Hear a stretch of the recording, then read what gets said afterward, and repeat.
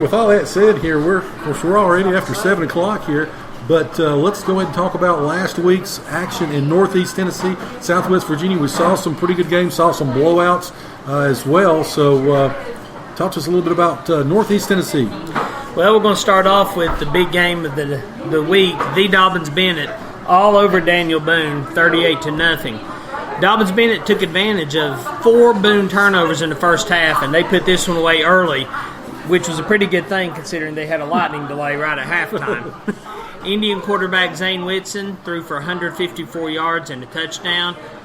Something that really stood out to me, though, he connected with 8 different receivers. Mm-hmm. It's hard to come up with a defensive scheme when you don't know who's going to get the ball. Dalton Harkleroad also opened up the second half once they were able to start playing it with a 98-yard kickoff return for a touchdown. That's his second one of the season.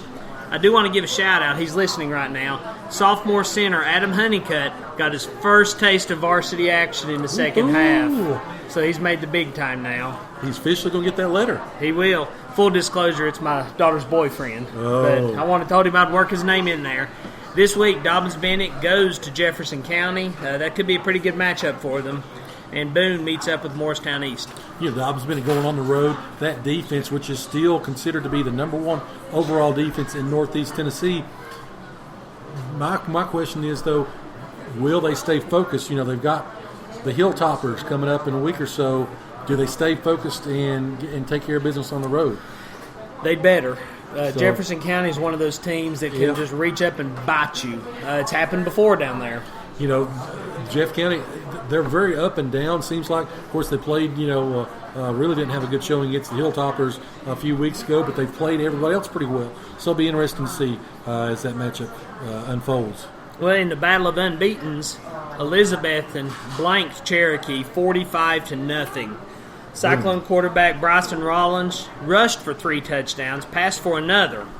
We found out pretty quickly who the better team was. Yes, indeed. And there's no big surprises there. I liked how the Times News described this game. The only thing that could slow Elizabethton was a 90-minute lightning delay. Mm-hmm. They were just all over Cherokee. Cade Maupin finished with 131 yards on 21 carries. Cameron Trim had a 68-yard touchdown run late in the fourth quarter. It was all Elizabethton from the kickoff.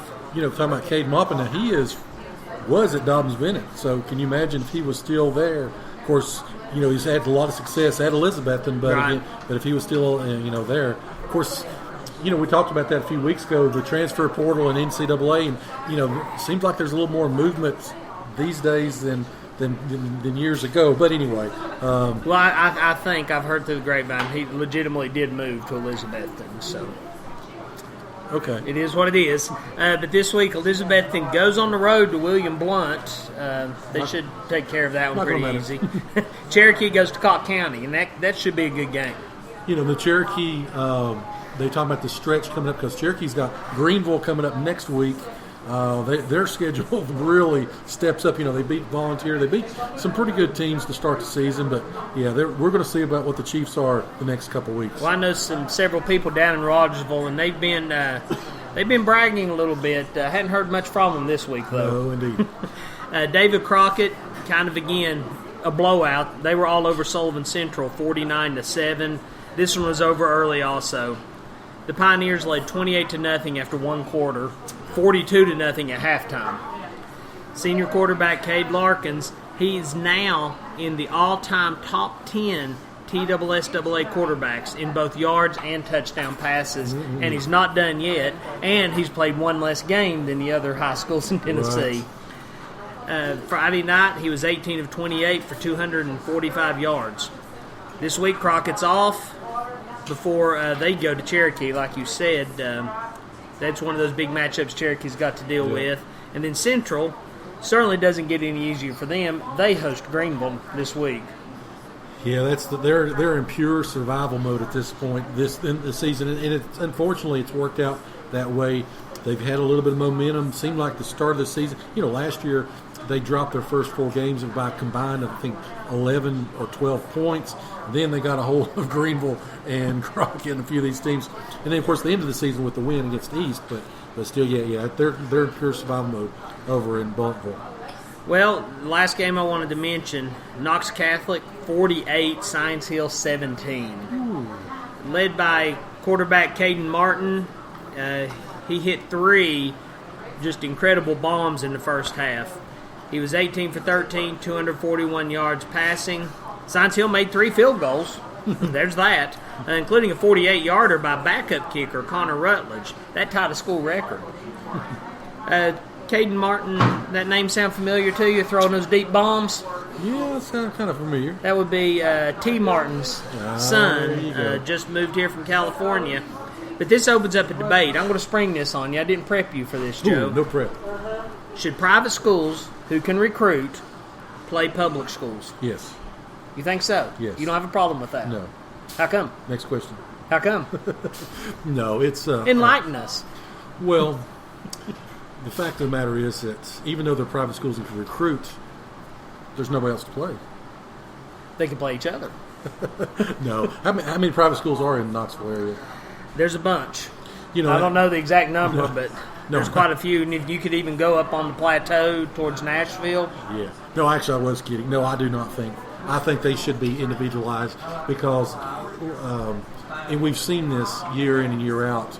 Some of these programs that can recruit kids, it does shift it not only shifts the balance of power in these county schools and everything like that, but they're on another level. Just like these 3A schools playing 2A and down to 1A, they should be, in their basically their same class. So I agree, and as much as I enjoy a good Science Hill thrashing, this just really wasn't fair. No.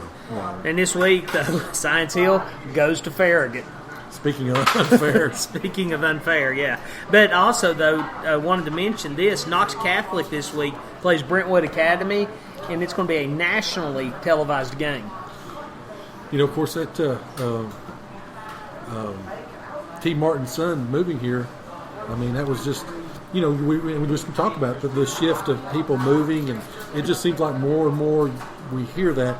It used to be kind of an anomaly if someone was to, all of a sudden, a big transfer comes in or this, that. But, it's not it's more commonplace now with moving of people. And, Martin's bread and butter was hitting those deep passes. It Yeah. sounds like that gene was passed along. I hope that Chris Winkie down there at UT is aware of Martin, and maybe UT can get their hooks in him. They need something at this point. They need something. So, but yeah, Upper East Tennessee, a few of the games around. Hampton, 44-8 over Johnson County. We all on the picking panel thought there would be a closer game than that. Hampton really starting to hit their stride. After they sort of up and down to start the season, a very, very impressive win by the Bulldogs. Happy Valley, again, that defense shut out Unaka 41-0. South Green knocked off Chucky Doak in a game that was back and forth. South Green, I think, is number 5 on WCYB's top 5 in Upper East Tennessee. You talk about Farragut and Maryville knocked off Farragut last week, 35-24. So Farragut should be smarting and getting ready as the Hilltoppers make their visit. If there is one public school that should play private schools, it probably would be Maryville. Yes, from a competition standpoint, wow. Unicoi County came from behind against Sullivan East. Of course, they did get the win, 28-22. Of course, we all thought that would be a bigger spread than what it was. Sullivan North wins on the road again. They are 4-0 on the road. They're 0-2 at home. Unfortunately, this week they host Hampton at Benny Compton Field on the campus of Sullivan North. Going over to Virginia, Bluefield blasted Richlands 52-38. Castlewood knocked off Rocco 42-6. Chilhowie continues to roll. They knocked off Northwood 48-6. Eastside and Lebanon went back and forth. This was a pretty close game. Eastside scored late, and again, they got the 28-14 victory. A couple other scores of note. Honaker knocked off Grundy 50-26. Marion, for the second straight week, scores 9 points, a touchdown and a safety. They blanked Grayson County 9-0. Again, we will see Marion next week for homecoming here at Gate City. Pineville, Kentucky blanked Thomas Walker 19-0. Ridgeview continues to be a machine. They rolled over Lehigh 55-6. Tennessee High beat Abington 35-9. Really, the Falcons are reeling at this point. I really wish Gate City was playing them later in the season. Yeah. I think we'd have a different game. Abington, a few injuries and just not playing well at this point of the season. Twin Springs got another victory. Again, they knocked off Hancock County 42-34. So we'll take another quick break, come back. We'll go over the playoff standings, again, the way they are today. We'll talk a little bit about the George Wythe matchup. We'll go over tweeted or deleted. Again, everybody wanting to see a few of these answers that Mr. Carr has put together for tweeted or deleted. So anyway, sit back, relax. Again, we thank you for staying with us. You're listening to the home of Blue Devil Sports. This is Gate City Sports Radio.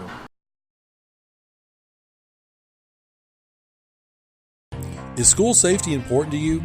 Is improving the overall protection for our county something that you want? Would you like to see better communication between a well-trained sheriff's office and the community? If your answer is yes, then you need to support Jeff Eads for Scott County Sheriff. Serving us for over 30 years in law enforcement, Jeff has the needed experience and insight to make each of these a reality. Please vote for and support Jeff during the upcoming general election this November. For more information, you can visit and like his Facebook page. Jeff Eads for Scott County Sheriff. Honest, dedicated, experienced, and professional. Paid for by Jeff. You are listening to the home of Blue Devil Sports. This is Gate City Sports Radio. And we are back here live from the Campus Drive-In, Kane Street in Gate City. I want to say thank you, of course, as always, to the Campus Drive-In, giving us opportunity to come in here and bother their customers and talk a little bit of football, talk a little bit of Gate City sports. So, Chris, we're going to hit tweet it or delete it in just a moment. But first, let's talk about the first PowerPoint rankings that came out. The VHSL, from this point on, every Monday, will be releasing the newest PowerPoints. Now, the way they come up with it, the system is this. Let me see if I can explain this. You tried to explain it to me, and I get confused every time. All right, so in the 2A division that Gate City plays, if you win, you get 18 points for the win. So when they beat Richlands, they got 18 points. All right? Now, the next week, when they played Abington, they lost. For that game, they got 6 points. You win, you get 18. You lose, you get 6. Now, Why? I don't. Okay. Anyway, please read on. okay. For every team that Richlands beats, Gate City picks up 2 points. So when they beat Abington, they pick up 2 points. That goes on their pile. Right. All right. For each game won by, so Abington, when they win a game, we still pick up 1 point. Okay. That builds in the strength of schedule. Right. Even though we could be playing a murderer's row, basically, of teams, like a Ridgeview, for example. Okay, Ridgeview, we lost, so we got 6 points. But for every win that Ridgeview gets, that they get, we get a point. I got you. Okay. So it builds in strength of schedule, and that's what got Gate City. Gate City last year was the number 9 team at 1-9 because of the strength of the schedule. It was the toughest 2A schedule in the state of Virginia. Right. So that's why it bodes well to play these teams. Now, if we would have beaten Abington, you get additional points for beating a larger classification. So that's why George Wythe, it's advantageous for them to play us. They're a 1A school. Oh, I did not realize that. So if they can knock off Gate City, they not only get the 18, but they get additional points for playing up and beating a 2A school. So if you play down, do you still get the same number of points for a win? Yes. Okay. You still do. Okay. But it's just advantageous to play up. Now, if we would have beaten South in the VHSL classification is a 3A school. So it would have been an up, and we would have got additional points. I got you. Okay. So, all right. You've never explained it that clearly to me before. Well, I do have my moments. Moments of lucidity. Ooh, I like that word. Everybody use that word in a sentence tonight. Lucidity. Joe was very lucid tonight. So let's take a look at the region. Region D has 12 teams. The top 8 go to the playoffs. Number 1 right now is Ridgeview. Again, they take that number of points that we talk about, they accumulate, and they divide it by the number of games you played. They've played 5 games, so they have an average rating of 22. The second team is Union, they're averaging their points is 21.2. So, number 3 is Tazewell. Number 4 is Wise Central. Number 5 is Graham. Number 6 is Marion.